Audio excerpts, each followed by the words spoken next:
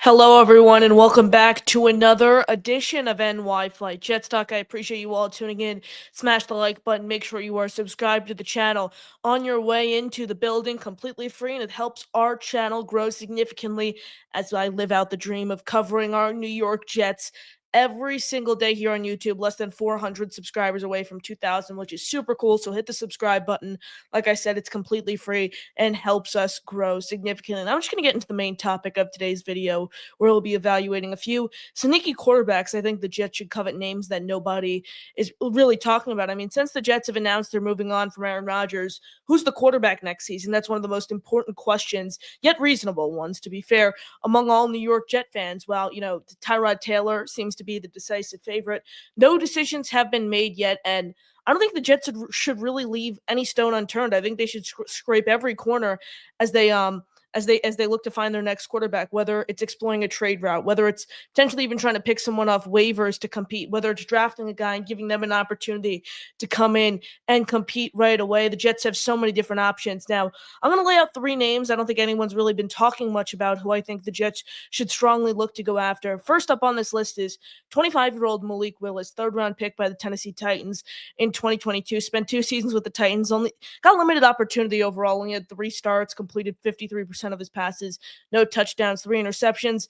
Last offseason, Titans ultimately traded him to the Packers in exchange for a 7th-round pick. He stood out last season as Jordan Love's backup, 7 games last season. He started 2 of those games, went 2-0 in both of his starts, completed 74.1% of his passes, 550 yards, 3 touchdowns, 2 interceptions. He was also a dual threat type guy in the ground, 84 rushing yards and a rushing attempt on only 8 scramble attempts. While many, I think, will dismiss the idea of trying to trade for Malik Willis after, some people automatically calling him a bust after two inconsistent seasons with the Titans, he has a lot of upside at 25 years old. He has the skill set to succeed. He showed a glimmer of hope, if you will, with the Packers last season.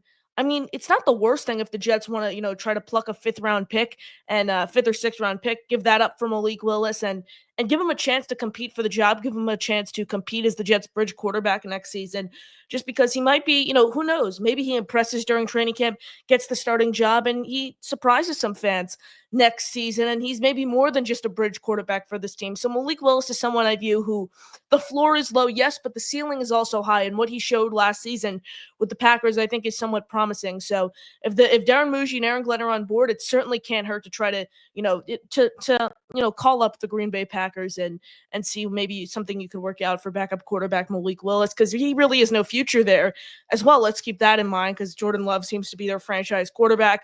So what is Malik Willis's future there? We don't know. Maybe the Jets can try to give something up and bring him to Florham Park where he can compete for a starting job. Next up on this list is 24-year-old Tanner McKee, 6th-round pick in 2023 by the Eagles. Didn't get an opportunity during his rookie season, but 2024, the Stanford product appeared in 2 games. Got 1 start. He won that start. Let's keep in mind, though, it was week 18 against the Giants. Overall, this past season, though, completed 30 of his 45 passes for 323 yards, 4 touchdowns, and didn't throw an interception. It's funny because he's a third-string guy, but after just 1 full season of playing in Philly, he emerged as a fan favorite. Again, though, similar situation to Malik Willis. Unlike Malik Willis, though, in the sense, Tanner McKee's a third string. So let's say something crazy happens to Jalen Hurts, Kenny Pickett would be next up in line there. So McKee really has no future in Philly whatsoever. So again, he's a cheaper option. Let's keep that in mind. He's due to make a little over $1 million the next 2 seasons. Why not call up Howie Roseman and say, hey, how can we get Tanner McKee to become a New York Jet? Give him an opportunity to compete for the starting job. Among the obviously I spoke about Malik Willis, and then there's another name after this, but among these 3 names, McKee is the greatest unknown by a large margin, just because we've seen him in 2 games. We've seen him in 1 start, and the 1 start was in, week 18 against the 3-14 they finished New York Giants. But again, similar to the situation with Willis, he showed he has upside and limited opportunities.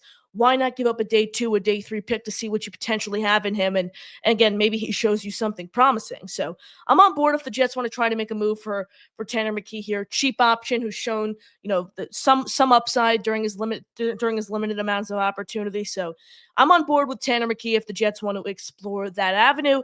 Now, last up on this list here is Taylor Heineke. Unlike McKee and Willis, the Jets would not need to trade for Heineke. He's an unrestricted free agent as of now, 31 years old, spent the 2024 season on a 1-year, pretty much almost vet minimum with the Chargers, $1.2 million deal. Didn't see much game action, 4 games, only had 5 passing attempts, completed 3 of them for 28 yards, no touchdowns or interceptions. Prior to his time with the Chargers, though, he's most known for what he did with the Commanders. 24 starts there, collected a 12-11-1 record, completed 64% of his passes for over 5,400 yards, 33 touchdowns, and 21 interceptions. Something I picked up when looking into Heineke and his potential connections to the coaching staff.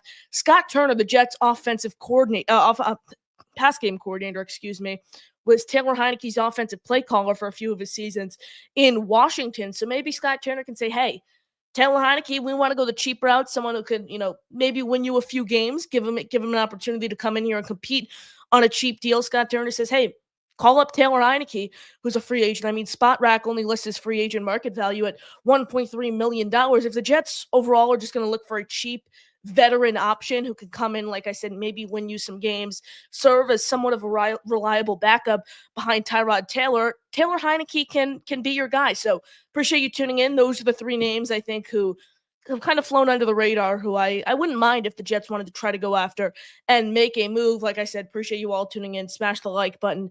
Make sure you are subscribed to the channel. That'll do it for me here on this Monday morning. I'm your host, Connor Long, signing off. JTS, Jets, Jets, Jets.